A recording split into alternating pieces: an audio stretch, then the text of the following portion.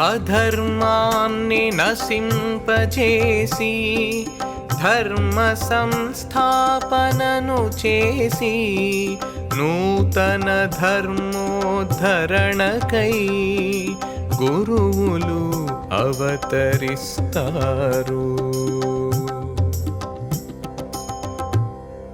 స్వయం సంకల్పంతో జన్మించే సిద్ధయోగగణం మాత్రమే మానవ సంస్కృతోద్ధరణ కర్మలన్నీ చేయగలరు.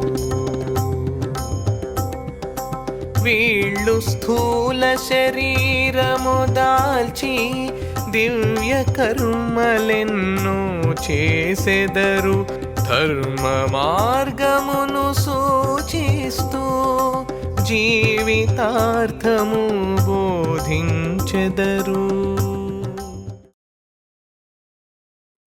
అధర్మాన్ని నశింపచేసి ధర్మ సంస్థాపన చేసి ధర్మాన్ని అనుసరింప చెయ్యడానికి గురువులు అవతరిస్తారు. సిద్ధయోగులు మాత్రమే మానవ సంస్కృతిని ఉద్ధరింపచేయగలరు. వీళ్ళు స్వయం సంకల్పంతో జన్మించి ఈ కర్మలు చేస్తారు.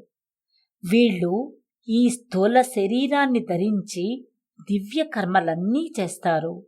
ధర్మ మార్గాన్ని సూచిస్తారు. జీవితం యొక్క అర్థాన్ని బోధిస్తారు. శ్రీ చంద్రభాను సత్పతి గురుదేవ విరచిత శ్రీ గురు భాగవతం స్వరలయ వికసిత సుమదన శోభిత శ్రీ గురు చరణ సమర్పితం.